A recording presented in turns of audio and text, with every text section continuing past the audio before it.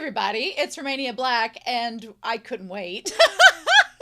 Not after that first episode with Rafal and Hubert. I could not wait. We are on episode 2 of ORB on the movements of the earth. And I, as a Taurus, am super excited to learn more about the stars, hopefully. And hopefully make sure that Rafal and Hubert are okay and not, convicted of heresy. So... last episode was very interesting. I talked about it with episode 1, but it's like the first time watching a series that I was thinking, I don't know where this is going. I don't know if this is going to be more slice of life. I don't know if this is going to be more intense. I don't know if it's going to be a little bit of both.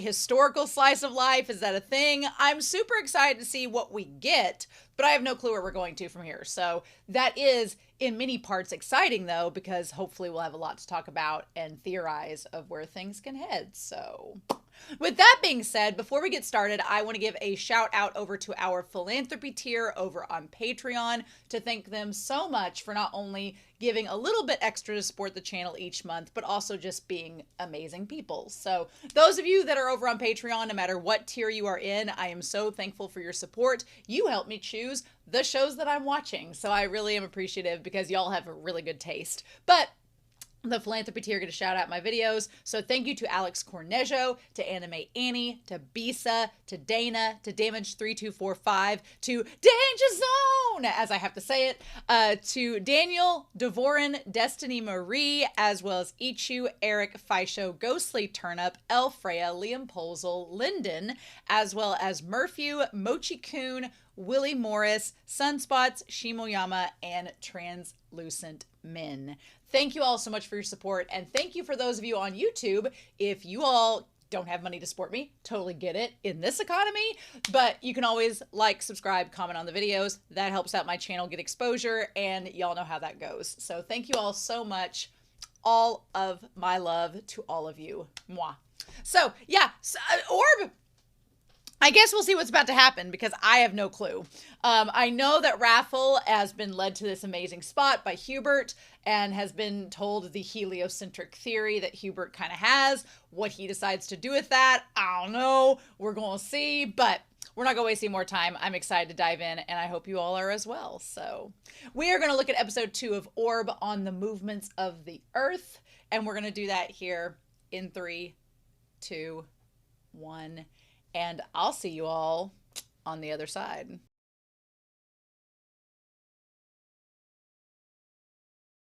Well, I'm very upset that Hubert's dead already. We have a lot to talk about, and I've looked up some things on a couple of topics in this episode. I didn't bring Whiteboard Coon out because there's not much for me to write on Whiteboard Coon, but I do want to take some time to talk through this episode because there's a lot to actually talk about, and I feel like we need to break it down. So let's get into this. I cannot believe Hubert's already dead. I had in my mind, it makes sense that Hubert's dead because, when he was giving the hints and clues that, if you get caught a second time, you're automatically going to get put to death. But this series does not waste time in making sure that you know that things are going to get serious and that things have dire consequences. And the show does not care if you are a child or child of the person getting hurt. Now, I think there is some interesting things about Norwak that I want to discuss because Norwak is fascinating to me and I'm curious to know about him. I do think he has a daughter. I do think she's real. Whether or not she's still alive or not I'm assuming she is, but it would be a cool twist if she had died and he's, got a soft spot for kids because of her. We're going to talk about that. But I do think that in all likelihood, she's still alive and that he's, trying to make an honest, quote unquote, air quotes, living to provide for her. So we're going to see where that goes, right? She's 4 years old. We're going to see where that goes. But I want to talk about this episode and just everything with it. And because I love Rafal. Rafal is so wonderful. I love him so much as a main character. He's great. Actually, I'm probably going to go and get Whiteboard Coon. So hold on just a second. I'm like Rafal, I lied. I couldn't go without Whiteboard Coon because I was like, you know what? I think I'm actually going to need Whiteboard Coon because I was just getting the urge to write on something as I was starting this episode. I was like, I I'm just going to be like, Rafal, I'm just going to lie and then bring him out. So yeah. So basically with the idea of heliocentrism, which we're going to bring up here, with the idea of heliocentrism is, and my dog, of course, will want me to play with him as I'm talking to you all. That shouldn't be surprising. Is this idea of a unified single order, right?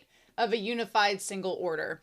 And here's the thing. There is a number of reasons why Hubert's proposed theorem wouldn't be accepted by the church. There's a number of reasons, and we're going to look into that here. But he says, if the theory accepted by the church is the geocentric model, then mine is heliocentrism. How about that? And Rafal's like, well, but you're going against, such an idea. He said it could change everything. It could change the way that we think about things. And so he's like, I don't think that. And then Rafal goes into this reasoning of why he doesn't want to accept this theory. And he gives 3 reasons as to his justification of that. And I like that he puts down the stick he's been conducting with. And so he says first, so we have Rafal. No, Huckleberry. We have Rafal's justifications of why this won't work.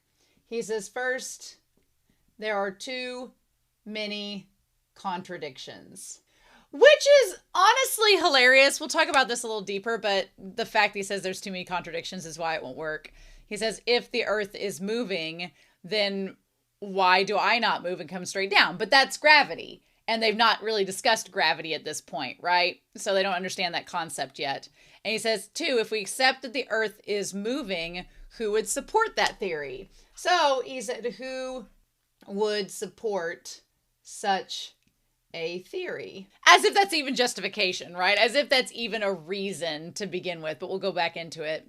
He says the earth is at the center of the universe because God wanted humankind to be special. So we'll go back to this concept that earth is the center because God wants humans to be special. Okay. We're going to go back into that shortly. All right.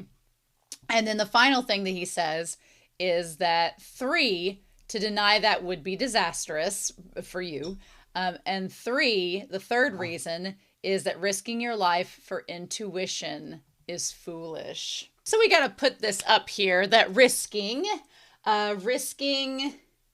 intuition is foolish. Yep. So from there, we get Hubert being like, well, that's a sound argument. Nice points, but I disagree with your third point particularly. And he's like, what? He says, because my life is on the line, that I believe my intuition. So he's like, risking your life for intuition is foolishness. And he's like, no. He's like, your life on the line is worth your convictions. He's like, if it's one of those things where he's like, I'll stand up for my convictions and risk my life on it because that's who I am and that's what I need to do. And I thought it was interesting throughout, while Rafal is saying this, Rafal's whole thing is that he is a person of reason, right? But if you think about it, the whole thing about there being too many contradictions, well, if you're looking at theology, the Bible, again, like I talked last week, having been reading back through it, the Bible's filled with lots of contradictions, particularly in the Old Testament. There's a lot of contradictions that come about in that text. The New Testament, I'm not back to, but I remember from reading it the first time, it's not, Jesus kind of unifies some things in the New Testament. But in the Old one especially, when you go from story to story, there are some contradictions where in one passage, God's really merciful and is like, oh, we're not going to bother anybody. In the next story, he's like, yeah, I'm going to wipe out that entire group of people, So it's there in itself, what Rafal is kind of proposing is sort of, being made an example of from, what he's trying to argue against with Hubert, right? So there's contradictions in the biblical text that he's supporting in opposition of Hubert, so that gets brought up. And then the idea of who would support such a theory. Well, it's kind of like faith. I feel like I'm Mac from It's Always Sunny in Philadelphia. Except I'm doing like the reverse. But the idea of, who would support such a theory? Well, lots of crazy theories that in reality hold no weight get supported all the time by mass populations and people that are easily manipulated. So it's funny that Rafal gives these reasons as part of his sound argument, but then we as the audience can take what he's saying and apply it to what he's arguing against with Hubert and say, well, but isn't that the same thing? It's fascinating. It's so interesting. And Hubert has come from his convictions because he's been incarcerated. He's already gone to jail for his convictions once. And he's like, what have I got to lose now? And Rafal's like, well, aren't you afraid of dying? And he says, well, it doesn't matter. Doesn't matter. A wrong answer is not a meaningless one. And so we get this note here.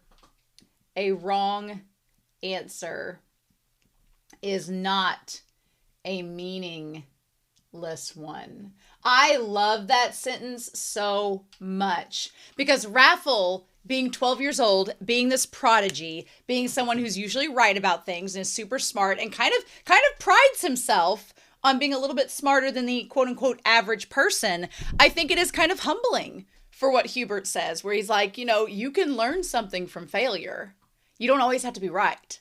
Being wrong will give you meaning and give you some justification and will help solve questions and help create new ones. And I'm going to be honest with y'all. I'm getting a Vinland Saga vibe from this series. I'm 2 episodes in and I'm getting a Vinland Saga vibe. And I can't go into more detail about that without spoiling Vinland Saga, but I've watched the first 2 seasons. They're on my channel. And I'm getting a vibe, just not only in although Rafal and the main character of Vinland Saga at this point are similar, but quite different in many ways. So, but I am getting a vibe, especially with Norwak and with Hubert and with Rafal. I'm getting a vibe, and we can talk in the comments down below about how those characters may be similar to who you may think I'm thinking of. But if you want to ask me about that, comment down below, and I'll give you my opinions about it. So we'll get into that there, but I'm not going to bring them up into spoiler territory. But Rafal's just like, are you insane? Now, technically, Einstein's definition of insanity is repeating the same thing over again and expecting different results. I don't think that's what Hubert's doing, so I don't think Hubert's insane. I think he just is like, I know what I'm looking for. I'm going to keep my research up, which maybe he's doing his research without expecting to get punished. Maybe that's the insanity of it. But he's like, I don't find your heliocentric theory beautiful, nor will I jump through fire to prove it, which is so funny because he immediately contradicts himself like 10 minutes later, where he not only doesn't necessarily jump through fire, but he stomps through it, to try to put the fire out, and he finds the theory beautiful, right? So we'll get into that. And he's like, I don't want to come here tomorrow. And Hubert's like, okay. He's like, we won't then. He's like, but you're going to change your mind. And it's one simple slip, because I feel like Rafal was kind of in denial about the theory and his belief in heliocentrism. I feel like he was kind of in denial of it. And then when he slipped and fell and the world moved around him, that's kind of when it clicked. He was like, oh, that's what he means. He just needed some kinesthetic learning, right, to really get it in his head. And that's when he's like, if I'm the earth and the mountains are the sun, I moved and they appeared to move, but did not. And I love what this show represents in terms of learning, especially because Rafal is 12. He's at that like prime age of learning. He's at that prime age where you really get into something and you're like, oh yeah.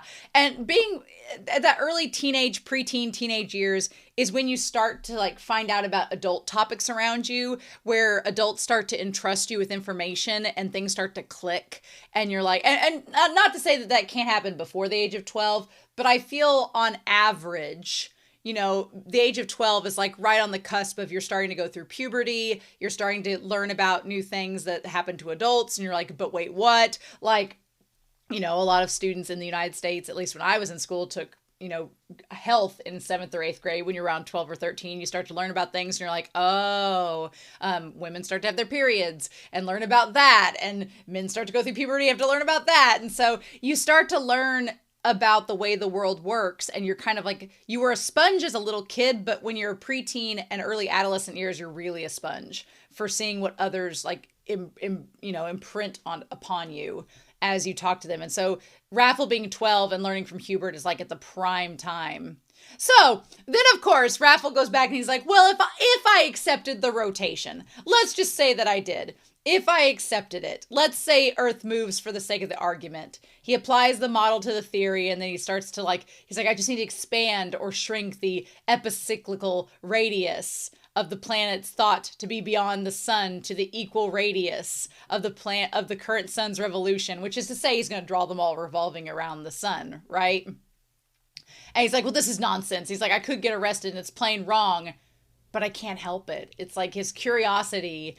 And I love that this series just embodies this idea of human curiosity as part of the human experience. And it's part of what makes us so amazing creatures is our curiosity, our thriving and want of learning. And he's like, the individual planets move in sequence. And then he says, and the cosmos is unified under a single order. And everything moves in a harmonious sequence. And the entire universe moves under a single order. And that's kind of the crazy thing is that when he talks about that the planets all move separately, I'm like, but by your own logic, the planets rotating around the sun would be much more harmonious and in sync and beautiful, would it not? I mean, there is beauty in chaos, but I love the way he's like, if the vastness of heaven moved with one mind in such a rational way. And I love the ink coming off the page. And I love the action shot of him writing as fast as he could. That's such a good shot of him. It's so good. I'm definitely going to have to make Hubert the thumbnail though, because since he dies in this episode, it has to be. But that shot of him with the quill and ink was a close second, I feel. And then we get the shot, it may be true. And it's a beautiful theory. I'm going to skip the OP for now. But yes, I'm going to move the Earth. I love it. So something that's kind of cool about the theory of heliocentrism, if I pull it up here, something that gets brought up is the idea that, now, last episode, I talked in the discussion about how heliocentrism is kind of similar to what we believe today. I want to clarify, and the wiki for heliocentrism does say, what with the observations of William Herschel, of Friedrich Bessel, and other astronomers, it was realized that the sun, while near the base center of the solar system, was not the center of the universe. Modern astronomy does not distinguish any center. So that's kind of, I don't want to say, like, heliocentrism was basically dealing with this idea of here's the old sun and everything else around it is all rotating around, like the Earth, all the planets. And in our galaxy, sure, that's to be true, but we've come to find out in centuries since, over the time with astronomy, that we are not the only galaxy in the world. There's thousands of other stars and millions of other stars and thousands of suns and hundreds of galaxies, and we are not the only thing out there. So I think that's kind of, there isn't a center of the universe as far as we think it is, but we would like to think we're the center of the universe. But I feel like that's interesting because the idea here is Earth is the center because God wants humans to be special. I think Hubert challenges that theory in a beautiful way in this episode that just really touched me. And I was like, oh, that's so good. And it's really honestly that humans want humans to be special. To be clear, if you are someone of faith, then I'm sure that you believe a higher power, be it God or whatever you believe in, has created you with purpose. And if you're a Christian, you were created in the mindset of God and things like this. And there are things the human body can do that is so ornate and incredible that warrant belief depending on your spirituality and things like that.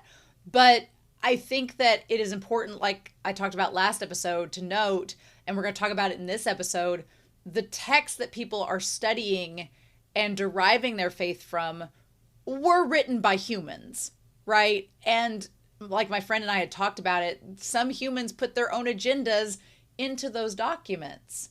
And so you have to keep that in mind as you read, and you have to focus on that and not forget about it, right? Because then otherwise when you read and you see the contradictions, you're like, well, why is that contradiction? That doesn't mean the same thing as that thing. And then if you think about it with an open mind and go, okay, well, humans wrote this, and certain individuals wrote this at one time, certain individuals wrote this at another time. What's the historical context of those documents? What was going on at the time of those documents being written that could be influential that don't translate today? It's sort of like when you have an English class read a Shakespeare play. A lot of modern students I know have told me they hate Shakespeare.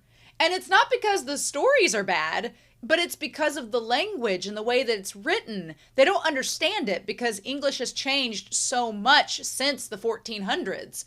And there's certain ways of writing and phrasing that just, they don't make sense in a modern context, right? Kind of like 100 years from now, somebody's going to see Skibbity Toilet and go, what the fudge is that? And they're not going to understand it because it was of the time. And Shakespeare input a lot of like referential jokes and inside humor that has no way of making sense now. But back then it had a whole different meaning. And you kind of have to look at, from a theology standpoint, these texts written at the time they were written, is there meaning that now doesn't translate to us at all? And do we need to take that into account? Is it even possible? So I find that interesting, and we'll talk a little bit more about that. But Hubert tells Rafal that his observations have grown more precise as of late. And Rafal's like, why would you put yourself in danger and give up your place in heaven just for this? And I wondered for a second if Hubert was going to talk about giving up your place in heaven, because that seems to be based on who? Based on the priests that tell you that? Because we're going to talk a little bit about how there's some corruption from within with the church, at least in this town, that is conveniently pointed out to us as the audience, and we're supposed to go, oh, okay. But Rafal's like, why would you give up your place in heaven for this? And Hubert is kind of like, he's like, do you want to deny the existence of God? And he's like, oh no, it's the opposite. I love that he like grips his cane a little harder. He's like, it's because I do believe in God. He's like, I believe in the word of God, not the word of man, you know? And he says, most people believe the world is an ugly place filled with greed and corruption, while the afterlife is pure and beautiful. So I love this contradiction that he brings up. He talks about how the church, and he says most people believe, which is kind of connected to the church by and by, believe that the real world is ugly and full of greed, while the afterlife is pure and beautiful. But what he's saying is that I want to point out that nature is the beauty that God has given us. And we need to study it. In his mind, the stars and everything around us are all part of God as well, and they're all part of creation. And so he's like, look at this vast like solar system, look at the sky, look at nature, look at everything that's beautiful around us. Instead of taking it for granted, instead of wrecking it for our own hubris or feeding our own greed and then trying to pray it all away to justify it, he's like, we need to be revering what's around us now. And I love the spiritualism within that, because it ties into more of like native cultures and how they believe in like spiritualism with nature and with everything around us from various cultures. Like so many cultures believe that nature is tied to a higher power and that we need to revere it and respect it. And I feel like in the context of the Christianity that's being proposed in this series, a lot of the people are finding faith as a way to exploit and a faith as a way to justify their own misdeeds under the guise of righteousness. And it's fascinating and relatable, to say the least. But Hubert's whole speech made me want to immediately go outside and look at the stars and may want to embrace nature. Oh God, I love it. He's like, I can't accept that. Also, if he hadn't been through hell while he was incarcerated, can we all agree that Hubert would have been a catch? I feel so bad for his scarred face, but he's got like the graying fox thing going on. He's got like the tall, dark, and handsome look to it. The thumbnail, when he turns around for the last time and says goodbye to Rafal, I was like, we've been missing out. I was like, oh my gosh, Hubert. He says, this world is created by God and is surely the most beautiful of all. I mean, I love that. He's like, a person doesn't need faith, money, or status to know that. That's the key right there, is like, you can have God's wealth just by looking at the stars. You can see all that is given you just by looking at the stars. And it makes me so emotional because it's so beautiful. And he's like, you don't need the church to tell you what to do. You don't need money to dictate how you live your life. You don't need status to find a place in society to do that. You got everything you need right here. And that's all you need. And it's so humble and so pure and so beautiful. And I love it so much. And it makes me so mad that they killed him. I love that message. It's so good. He's like, I will show that even trapped in this tiny skull, my intellect is all I need to understand God's works. I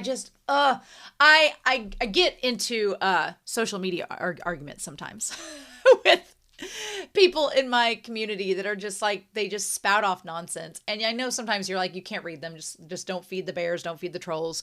But sometimes I want to be like, you know what? Especially when people are like anti-science, I'm like, and they say that science is like the devil or something, which is propaganda in itself. I've seen that in my own community. And I'm kind of like, no, I'm like, you're not looking at maybe the right way. What if you view it as God has given you an intellect and he's given you a brain and he's given you all these resources? Why are you not utilizing it to the highest extent? He's put it right there for you.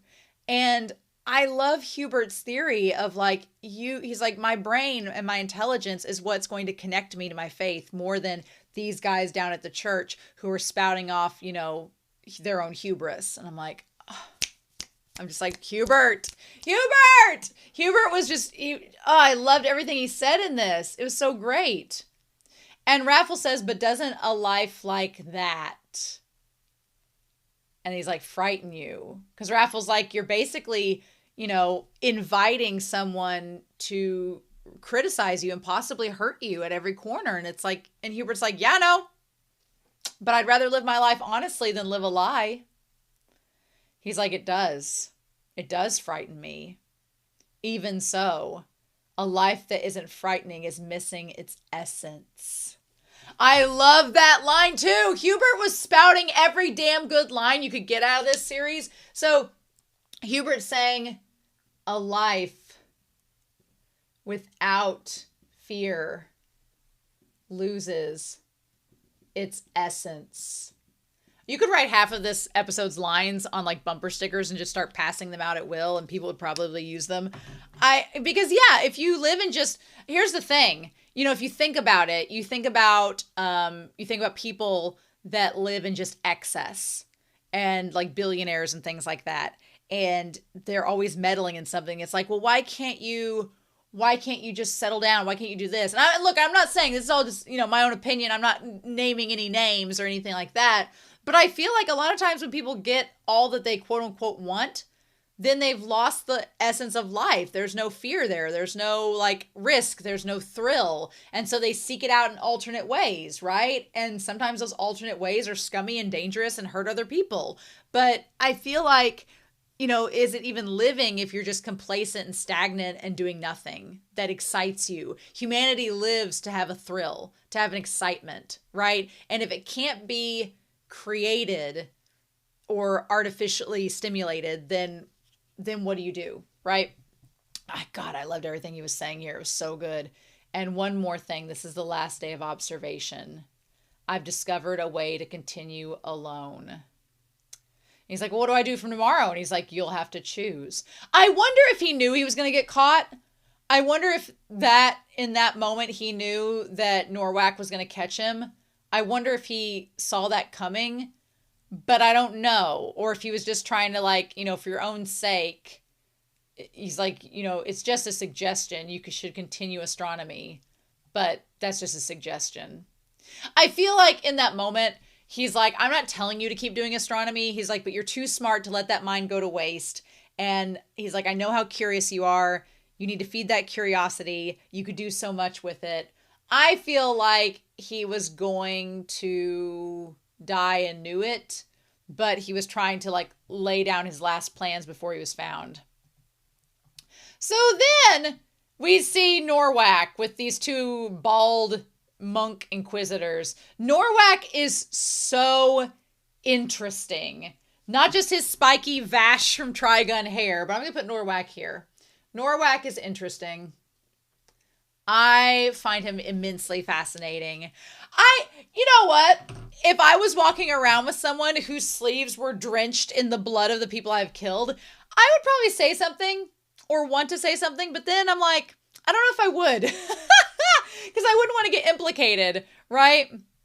And so here's my thing about Norwak. He's the inquisitor. No one questions the Spanish Inquisition. So he's the inquisitor, we find out.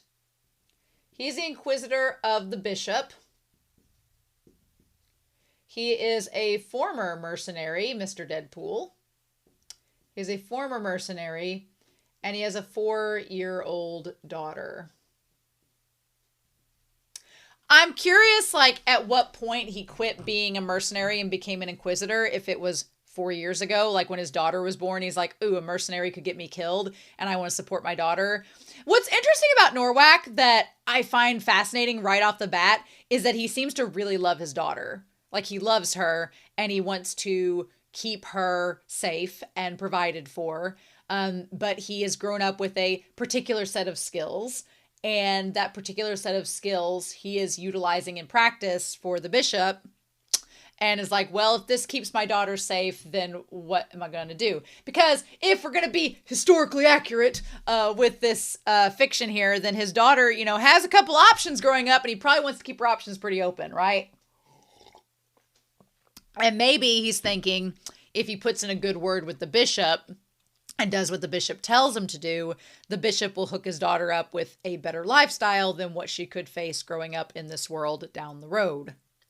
Because I'd say, as a mercenary, he probably has seen everything and probably has seen what her options could be and wants to try to keep away from those, right? But anyway, Rafal is so short compared to him. He's just so tiny, which Hubert's pretty tall too. And he's like, oh, I'm glad to hear that Hubert's great. He's like, a man charged as a heretic twice will be put to death. Like we talked about back in episode 1, and his collaborators could face serious charges too. And Rafal's like, well, that sounds rough.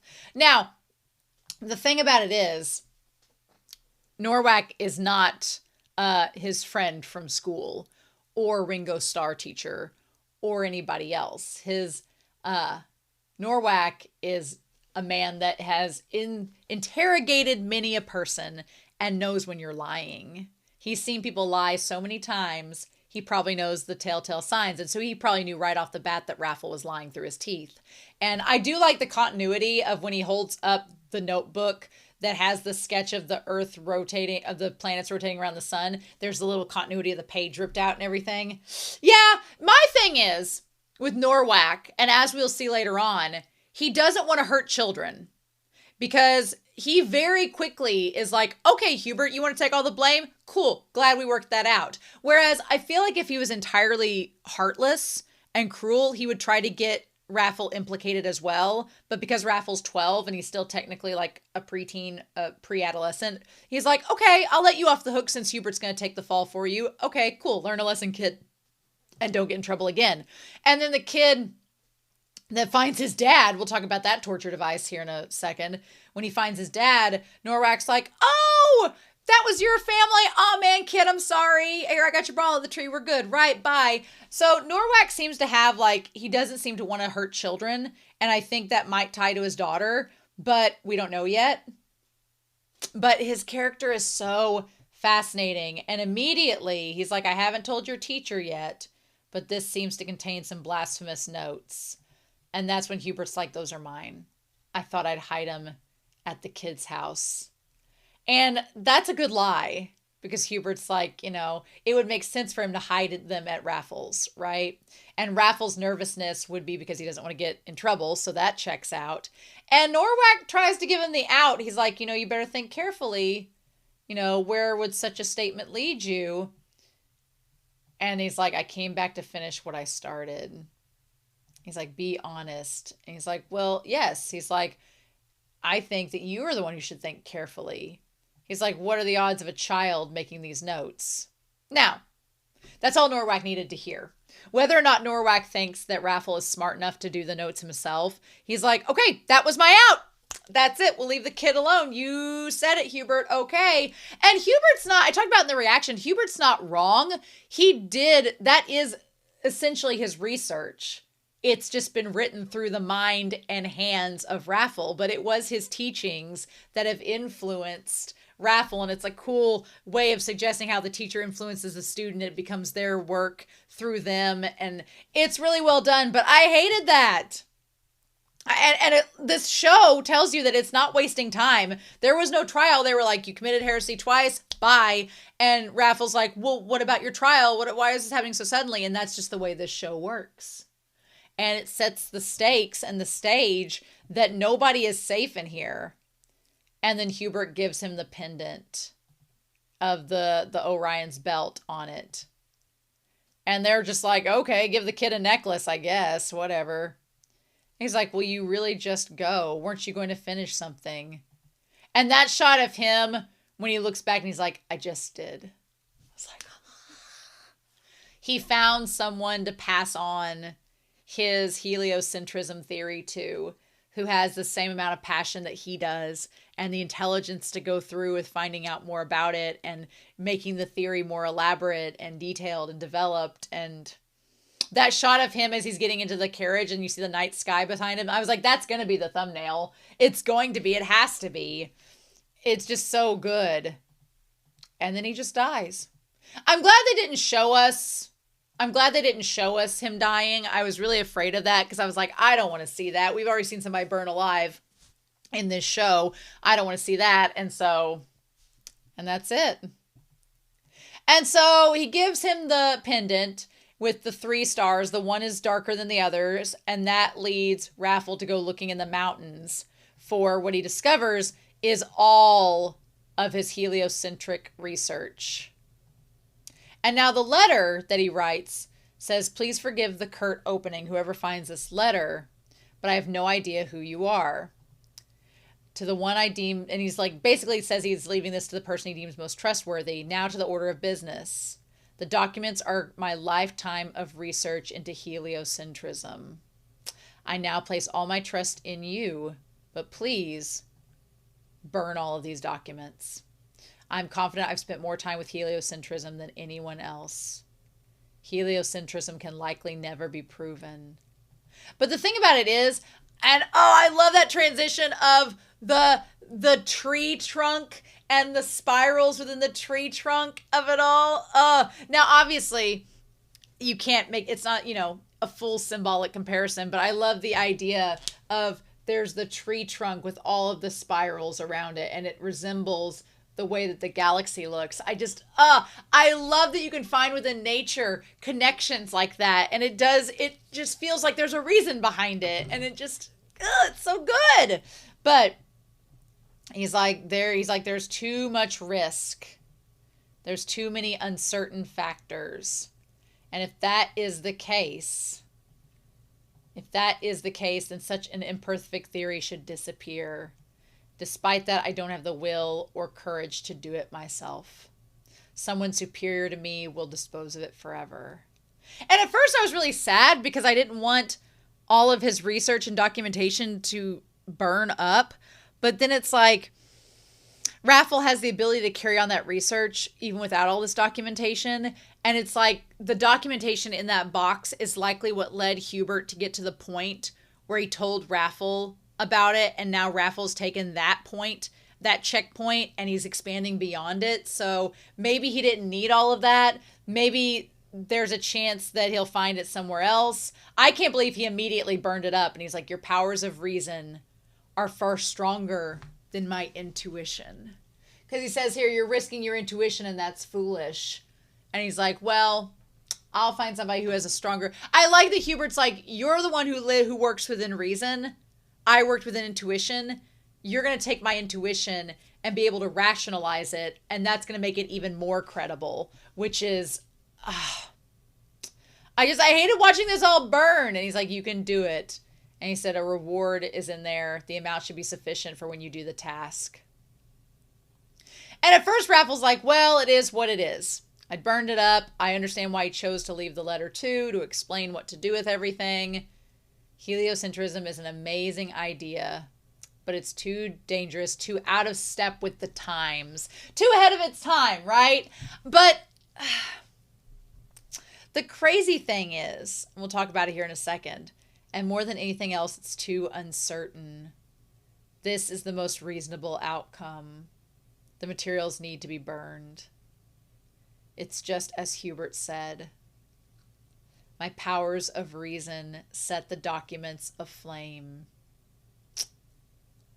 And you see them both standing there in the fires. But, and then we have the but, his powers of reason set the documents aflame, but then he like stuck his leg in the fire. And he kept doing it. More than that reasoning. My intuition wants to believe in heliocentrism. So I love that. He's like, my reason can resist the research and set it ablaze. But my intuition reinforces my faith in heliocentrism. I love that so much. And the crazy thing is, when you talk about it being too ahead of the times, the wild thing is that with heliocentrism, on the wiki site that I found information about it, there were all sorts of religions that tied into the notion of heliocentrism. And so going back to that article, there was medieval times, but there was also there was an Islam look at heliocentrism. There was a look of medieval India during medieval Europe.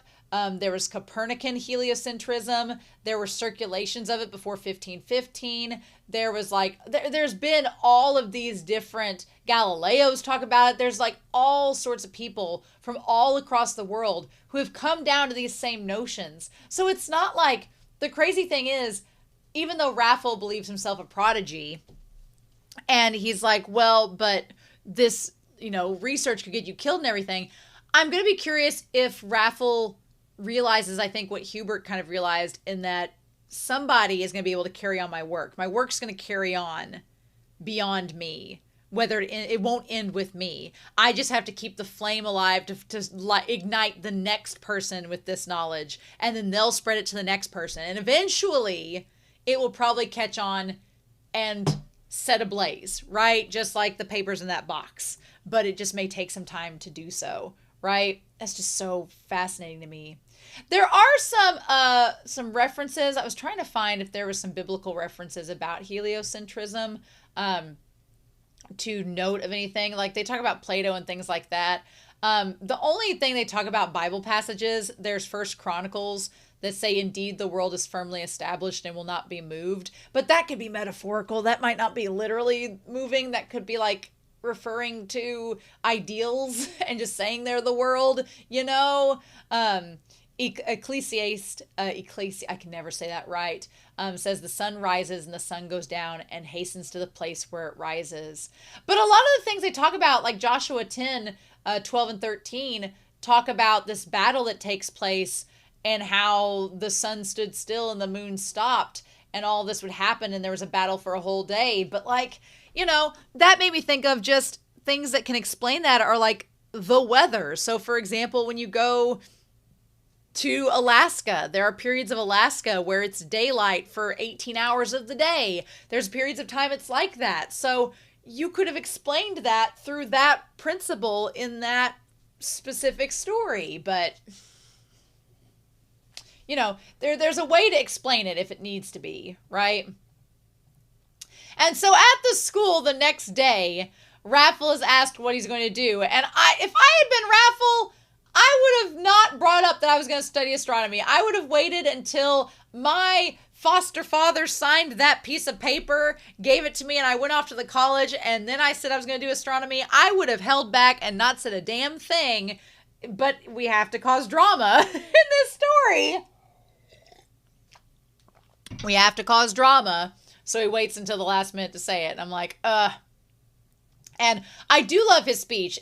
I think the point that he said that was it led to this speech that he says as he walks outside the school, like Ferris Bueller, where he tells us, the audience, the real me is neither dignified, wise, humble, or capable. What I am is arrogant, brazen, rash, and helpless.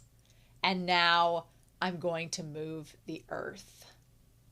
Fortune favors the bold. So I love Rafal making this transformation. And maybe it's not really a transformation, but him just admitting out loud that he's not this perfect little prodigy. Instead, he's like, I'm arrogant. I think I'm kind of better than you. And I'm going to take these ideals and move the world with it, which is such a thing for a 12-year-old to say. And I'm like, okay, son, don't get crazy. Don't get too proud. I'm like, pride goeth before the fall. So I'm like, okay. Meanwhile, we contrast that with this kid whose ball gets stuck up in the tree, and Norwak says, if you ever need help, just ask an adult, which is interesting. Also, Norwak takes what we're going to talk about, the pear of anguish. We're going to talk about that. He has 2 bloody sleeves, a bloody metal torture tool, and he's just walking around in broad daylight helping kids get their balls out of trees. He's like, here you go, kid. And he's like, I can't ignore a crying child. He's like, be good to your family. Norwak is crazy. I love him so far. You give me a slightly anti-hero-ish, anti-villainous, tall blonde, and you've sold me. I'm in. You all shouldn't be surprised. I like Norwak a lot. So I'm glad that he didn't tear off any nails today. That's great. But today, instead, we use the pear of anguish we're going to talk about. So this guy has his arms tied up to the chair, and he's like, but I have a child. And you all probably have no clue why I was like, I have a child. But there was a Flash animation series in the early 2000s that was called, like, it was like Bunny Theater, and these little cartoon bunnies would reenact movies in 30 seconds. Insanely genius, hilarious. But in the one that was doing Titanic, there's a scene in Titanic where the main villain character, as the boat's sinking, he tries to like justify why he needs on the lifeboats because there were, spoilers, only so many. And so one of the ways you could get on the lifeboats is if you had a child, except all the men were supposed to stay back and let the women and children go first. The one-time sexism has been beneficial. And so the guy that's the villain in the movie like grabs a kid and he's like, I have a child. And they're like, okay, put the kid on the boat. You stay back, sir. And so in the bunnies version of it, that's the 30 seconds, you see this tiny little cartoon bunny with a high-pitched voice go, I have a child. And so my friends in school and I quoted that every day. We'd be like, I have a child, like if that was our excuse of not to do something. So when the guy says that, it just popped in my head. And Norwak's like, oh wow, I have a daughter myself.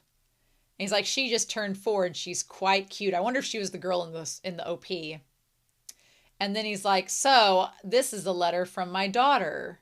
I always carry it with me. Now, we don't see what is on that letter, so I don't know what it means. Like, is she dead? Is she alive? We don't know. Whenever I think of her, I get the same feelings. So he looks at that letter really fondly. Comfort, strength, and worry. So I don't know what that letter is about. I'm hoping we find out what it is by the end of the series because I'm curious. But comfort, what does he say? Comfort, strength, and worry. He's like, I've got to do good for my girl. I got to make her some money. And so he's like, love for my child has become my reason to live. And I don't want her to suffer, which is why he does the things that he does and why he works for the church, because it's some stable foundation. So any research that will disrupt the peace can't be overlooked. And that's when he's like, to tell the truth, I don't have any lofty ideals of protecting humanity, but when it comes to protecting lives and faith of my family and friends, oof, yep. So then the kid comes back and sees the dad has been just like ran through with that. So he's like, oh, this was your family. Huh. So the pear of anguish is terrifying, this torture device. So it's known as a choke pear or a mouth pear because it does kind of have a distinct shape like a pear. A device of disputed use invented in the early modern period. The mechanisms consist of a pear-shaped metal body divided into spoon-like segments that can be spread apart with a spring or by turning a key. I didn't realize it just expands in your mouth. It's inserted in the mouth or other parts of the body. You can be creative and discuss where else that pear-shaped device could fit. There's a couple places. Yep. And it says it can be expanded to gag or mutilate the victim. Its historical use as a torture device is controversial. Some scholars have disputed historical accounts of the pear as being suspiciously implausible, while there exist some examples from the early modern period, some of them open with a spring, and the removable key is not there to not open the mechanism, but rather close it. At least one of the older devices is held closed with a cap at the end, suggesting it could have been used or opened after inserting into an orifice without actively holding it shut. There is no contemporary evidence of such torture devices existing in the medieval era, and ultimately the utility of any genuine pears of anguish remains unknown. It's possible it could have been used just to extract juices from the fruit. Who knows? Right? There are no contemporary first-hand accounts of the device in use, but a select few are thought to have been made in the early modern period, circa 1600s. And so it's mentioned, and it's kind of like the Iron Maiden. The Iron Maiden is also like one of the torture devices that people are like, is it real? Is it not real? Was it really used? So it's kind of debatable. We'll see. But the monks, as he's leaving, he's like, okay, well, here you go. This is where the wicked gather. So this guy apparently knew where the heretics were gathering, gives it to them, and he's like, oh. Because what does he say there? He's like, I gotta go. He's like, aren't inquisitors celibate? So this guy is not celibate, as a matter of fact. And let's talk about that. The one guy goes, oh, well, you didn't know? He said, Norwak has never joined the clergy. He's a lay person. I don't know the details, but the bishop thinks highly of him and made an exception. He was once a mercenary. I like the one guy is like, when the one guy says a mercenary, how could such bloody hands do the Lord's work? I was like, wow, the contradiction. Wow, the contradiction. Because basically he was like, oh, he's like, but your hands are already bloody, but not for the Lord. So how can you do that? And it's like, really? Really? And they basically say that he doesn't have to be celibate. He's a lay person, which just means an everyday guy, that the bishop is fond of. Again, I'm getting Vinland Saga vibes, if you know what I mean, of this tall blonde character sweet-talking his way into an authoritative position. I can't imagine who else in that series has done that. Comment down below. But yeah, so Norwak has sweet-talked the bishop into having this role for security. And then he's like, how could this be? And they're like, don't get disheartened. I'm sure the bishop has his reasons. You've got to be joking. And there it is. The fallacy of man. Like, oh, this bishop. He's a man of the Lord, but he's hired a mercenary to do his dirty work. I'm sure he has his reasons. We should just trust him. Right? Full of contradictions.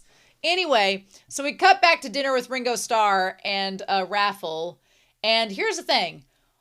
The professor, Pod, whatever his name is is saying like, well, are you going to study astronomy or theology? I won't sign this release for you to go to the university if you don't study theology. He's like, is it because of Hubert that you were inspired to do this? He's like, settling all my concerns would be a Herculean task. But I could always studied it, when I get there and change my major and all that. What I think is interesting is I think that the priest is just terrified. Because when Rafal gets done lying and saying, yeah, everything's peachy keen, he's like, I'll just study whenever I get to the university and change my major. Like, then he won't know. Because he makes the comment, he's like, if he's looking through all the books he wants to take with him to the university, and he says, still, if my father hates astronomy so much, why are there so many books of it inside this house? And there's a couple reasons for that. So why would there be so many books? One reason could be that, Hubert and the professor were friends when they grew up. So some of them could be Hubert's books that he left there. And the professor, out of love of his friend, didn't want to get rid of them. The other thing is that it could be that the professor himself, he loved astronomy at one point. But because of the church and because of how they are punishing heretics, and he saw how his friend was punished, he was afraid and he didn't want to get punished the same as his friend was, because he's not as strong as Hubert in his convictions. Because the thing is, a lot of people, not everybody has strong convictions. There are some people with weak constitutions who are cowards.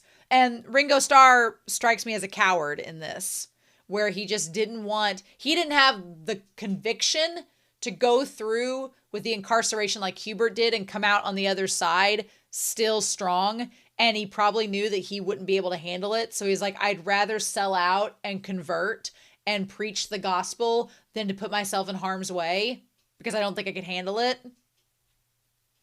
Yeah. And the scary thing about that is that there's a lot of people in the real world that are like that. There are people in the real world who have conviction, and they're like, I'll stand by what I said, and you can think what you want, but I don't care if you like me and don't like me. I'm going to believe this, and you can do whatever you want with that. And then there are other people who are like, I don't have the courage to say that. And it's like, are you a leader? Are you a follower? Are you a loner? And some people are leaders, and they're the ones that have this charisma, uniqueness, nerve, and talent to inspire people. And I feel like Rafal's maybe could become one of those people, but we'll see. Then there are people who are loners, like Hubert, who don't have to rely upon anybody. Like Norwak might be the same way in a sense, and they can do whatever they want and they have conviction with it. And then there are people who are followers, and they're not strong enough to be a leader, and they don't have enough boldness to be a loner. So they just are like, well, I'll just follow and survive however I need to. And the professor kind of reminds me of one of those people. And I think when push came to shove, when Hubert was arrested for heresy, I think that they probably came and looked at Hubert and took him to jail, looked at Podrick and said, are you just like him? And he went, no, I'm a man of the Lord. I have nothing to do with astronomy. Boo on astronomy. And they're like, okay, we'll let you live. And he's just been riding that train ever since. But he still has the books. And maybe he's so adamant about Rafal not doing astronomy because he doesn't want Rafal to end up in the same position as Hubert and that he possibly could have been in. Right? I feel like that's most likely the case. But this episode was so good. So good. I'm sure I'll get to your comments eventually, but I don't know if I can wait because this series is so good. I'm having so much fun with it so far. So, and the fact that Hubert died 2 episodes in and our OP has shown us with a whole host of characters means that there's a lot that's going to be going on. And I'm pretty excited about that. So yeah. In any case, I'm excited to hear your thoughts down below. I hope you enjoyed this reaction and discussion. I hope you all have a wonderful week. Please stay safe, take care, and yeah, I'm back very soon with episode 3 of ORB on the movements of the Earth. Bye!